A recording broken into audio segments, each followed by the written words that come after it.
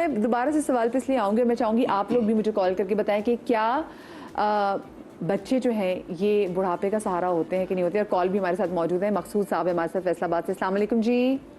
वालेकुम सलाम, क्या हाल है, ठीक हो? अल्लाह का शुक्र, बिल्कुल ठीक ठाक। मकसूद साहब, सवाल मेरा आपके सामने, आपको क्या लगता है कि क्या औलाद बुढ़ापे का सहारा होती है? हाँ जी, माँ बाप तो सारा जिंदगी अपनी लाज परवरिश करते हैं, वो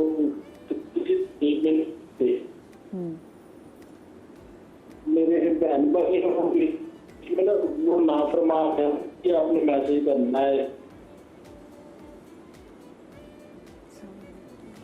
अब मकसूद भाई आप हमें दोबारा कॉल कीजिए क्योंकि आपके आवाज़ जो है ना वो काफ़ी डिस्टॉर्टेड है, तो हम तो आपकी कॉल दोबारा शामिल करेंगे।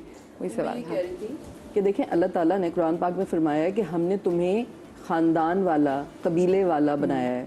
तो अल्लाह ताला ने मतलब एक फैमिली का सिस्टम बना के भेजा हमें। हमारी फितरत, हमारी साइकी इसी बात पर बनी हुई है कि हम एक माशरे का हिस्सा होंगे, फिर एक कबीले का हिस्सा होंगे, एक कुनबे का हिस्सा होंगे, और फिर एक हमारी अपनी फैमिली बनेगी। तो ये जो भी इस चीज़ से कुछ अलग जाता है तो वो उसकी साइकी थोड़ी डिस्टर्ब ही होती है एट सम पॉइंट जाके। हो सकता है कि आपको जवानी में ना पता चल रही हो बहुत सारी चीज़ें, बट विद द टाइम आपको ये होता है। और सॉरी, आपने एग्जैक्ट मुझे क्या आपने, मैंने आप सवाल की आपने कहा ना कि एक्सपेक्टेशंस रखनी नहीं चाहिए, लेकिन फिर नहीं रखनी नहीं, मैंने नहीं बोला कि नहीं रखनी चाहिए। मैंने ये कहा कि ये सवाल जो है हाँ। ये इसलिए अजीब लगता है मुझे कि हमारी एक्सपेक्टेशन की जरूरत ही नहीं, ये तो एक तरीका है। हाँ, ये तो एक अल्लाह का सिस्टम है कि आपको इस सिस्टम पे चलना ही चलना है। तो फिर ऐसे तो मेरी औलाद भी मुझसे एक्सपेक्टेशन ना रखे। अगर एक्सपेक्टेशन की बात है कि मैं जैसे कि मैं आपके घर आऊँ और मैं आपसे पूछूं आप मुझे चाय पियेंगे, तो मैं बोलूँ ये भी कोई पूछने वाली बात है?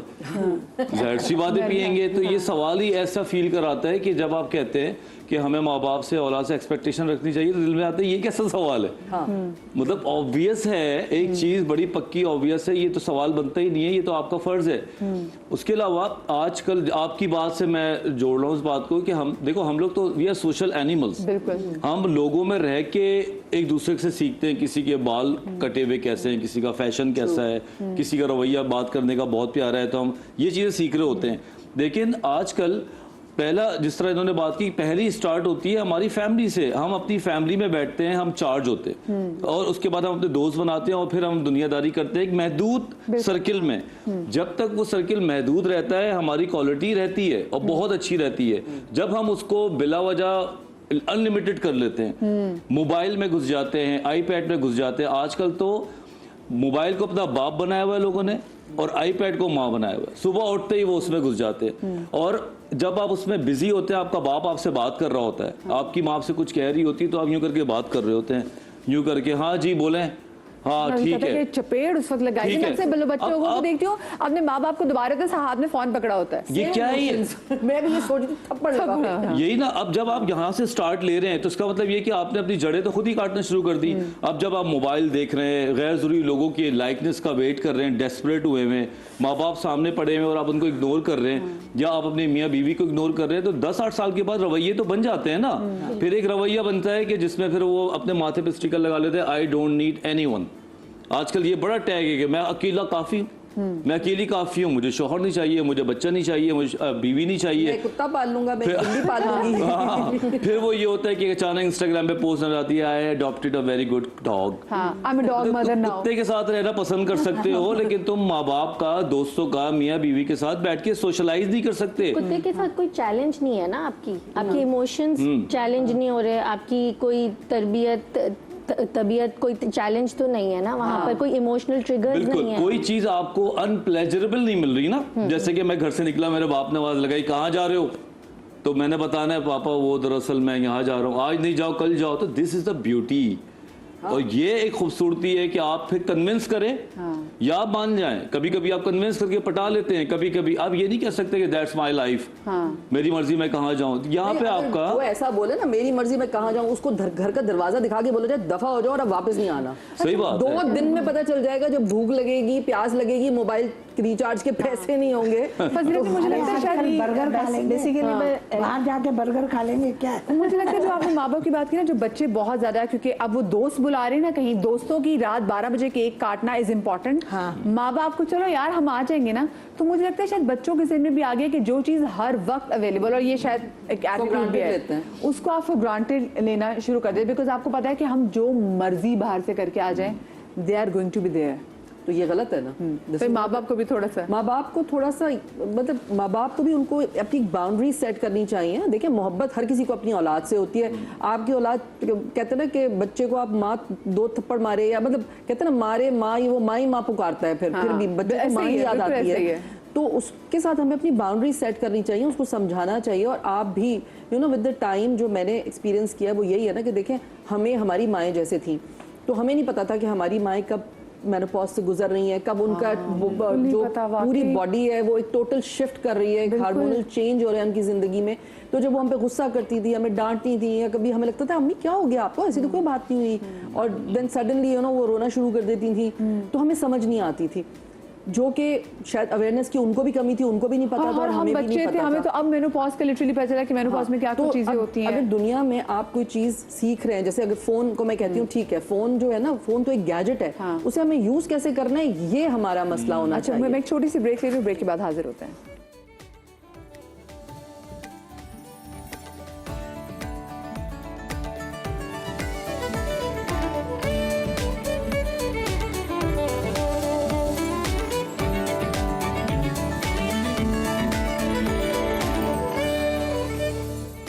जी welcome back after the break.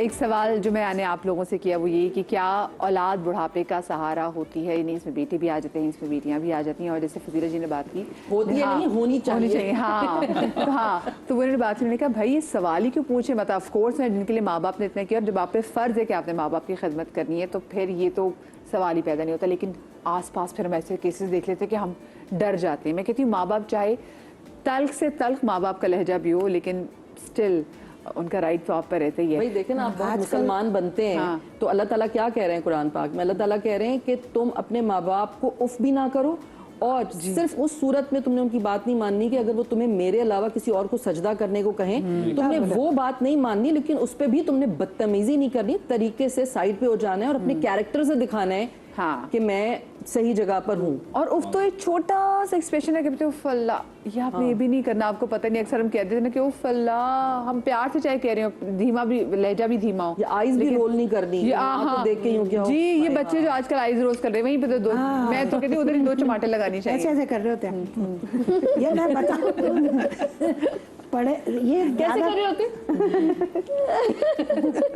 ज्यादा तालीम का ये नुकसान है। नहीं ज्यादा तालीम, मुझे लगता है मैं समझती हूँ कि जो बच्चे ज्यादा पढ़े लिखे हैं ना, वो हर चीज में अपने माँ बाप को टोक रहे होते हैं, जबकि उनका टोकना नहीं बनता, उनको समझना। आपको क्या पता, ये बच्चे कहते हैं आपको क्या पता, आपको क्या पता? पढ़े लिखे तालीम से नहीं होता ये पता है। मैं एक बात बताऊं, ये ज्यादा आज़ादी और प्यार से होता है। अगर आपके बच्चे पढ़ लिख भी रहे हैं वो एक अलग बात है, वो जरूरी है, दुनिया के साथ उन्हें चलना है, लेकिन हम कई दफा अपने बच्चों को बहुत ज्यादा मोहब्बत की वजह से ना बहुत आज़ादी दे देते हैं, उनको बहुत खुला छोड़ते हैं, बोलने का मौका दे देते हैं। और अगर हम वो पहली दफा अगर हमें कुछ कहे जी तो उन्हें रख के उनको मारो, सही नहीं रख के मारो। ये पहले भी होता था कि पहले ना हम बच्चों को अम्मा बने, हमने भी अम्मा बा से कोट खाई है, लेकिन सही रहते हैं। लेकिन मुझे बताएं कि क्या अगर हम किसी बच्चे, क्योंकि माँ बाप भी अच्छा कॉलर भी साथ है, पहले मैं कॉलर को ले लेती हूँ। अस्सलाम वालेकुम जी, शबाना है जी रावलपिंडी से। अस्सलाम वालेकुम जी। अस्सलाम वालेकुम जी, वाले खैरियत से बेटा? ठीक है, सबको मेरी तरफ से पूरी टीम को सलाम। वालेकुम अस्सलाम, बिल्कुल ठीक। शबाना जी,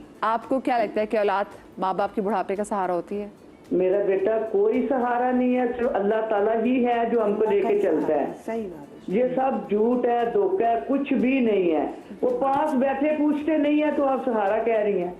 मोबाइल ही उनके पास होता है, ठीक है, मोबाइल सबसे जरूरी उनके लिए, माँ बाप कोई जरूरी नहीं है। सही। और मैंने अकेले इंडिपेंडेंट बच्चों को बड़े बड़े ओहदों पे पहुंचाया है, ठीक है। एक बेटी मेरी CS अफसर है, और दूसरी और एक मैं आपको बता नहीं सकती हूँ, दोनों आउट ऑफ कंट्री हैं। बेटा इधर है, जैसे मैंने पाला कोई माँ नहीं पाल सकती। खुद मैं अनपढ़ हूँ, लेकिन मैं आपसे कुरान, बच्चों को कुरान पाक पढ़ाती रही हूँ, ठीक है। लेकिन मैं अकेली बैठी अभी भी मैं कुरान पाक पढ़ रही हूँ। अगर आप मैं कह रही हूँ अल्लाह ताला बस ये है कि माँ ही है जो लेके चलती है बच्चों को, कोई रिश्ता दूसरा नहीं चल सकता। और कोई आप कहे ना कि सहारा है, कोई सहारा नहीं मेरा बच्चा किसी का, अल्लाह की जात है, उसी में भरोसा करें, किसी पे मत करें, किसी को ना देखें। मेरे वालिदैन बीमार थे, मेरे मियाँ ने शादी कर ली थी, उन्होंने कहा था कि इसको छोड़ के आज, मैंने कहा बच्चों के लिए मैं कुर्बानी दूंगी। आज वो बच्चे मुझे भी नहीं पूछते, मेरे वालिदैन को मरे का मुंह भी नहीं देखने दिया किसी ने बच्चों के साथ। आप सहारा कह रही हैं, कोई सहारा नहीं मेरा बच्चा। अल्लाह पे यकीन रखना चाहिए, वही चलता है लेके, उसी ने चलना है। बच्चों पे मत टोको करें, नहीं नहीं नहीं, वो पहले और दौर से करते थे। हम लोग वालिदैन के सामने चारपाई पे नहीं बैठते थे, खावत के साथ वालिदैन के गार्जियन चारपाई पे नहीं बैठते थे, क्यों देखेंगे को क्या करेंगे, बैठना भी गुनाह समझते थे कि वालिदैन इतराम इतना होता था। अब वो बातें नहीं मेरा बेटा। बिल्कुल। और वो कहते हैं ना कि एक अकेली औरत 4 बच्चे पाल लेगी, लेकिन वो 4 बच्चे ना वो अकेली माँ को नहीं पाल पाते हैं। वो जैसे शबाना आंटी भी आपकी कॉल है, आप बात करती है, ये बड़ी तकलीफ दे बात है। तो मतलब फिर क्या एक्सपेक्ट किया जाए, मुझे बताएं कि क्या बच्चों को फिर क्या सोच के परवान चढ़ाया जाए कि ताकि इतनी तकलीफ ना हो। जैसे वो बात करी थी, उनकी लहजे से उनकी तकलीफ झलक रही थी, बिल्कुल झलक रही। वो माएँ थी जिन्होंने अपने बच्चों के लिए ही जिंदगियां गुजार दी, उनको आगे कुछ नजर ही नहीं आया कभी। जो हम कभी प्रोग्राम नजर तो बात है नहीं, लेकिन हम जैसे जब इससे पहले कुछ प्रोग्राम्स किए तो वो ये ना कि इंडिपेंडेंट होना बहुत जरूरी है। अब जैसे अफशा आपा काम करती हैं, बिजी होती हैं, तो मतलब मैं अगर ये हमने घर भी देखा, बच्चे भी देखे, हाँ नहीं मतलब इंडिपेंडेंट है, माँ बाप को भी देखा। जो काम करते हैं वो औरतें इमोशनली भी इंडिपेंडेंट होती हैं, फाइनेंशियल इंडिपेंडेंस के साथ साथ।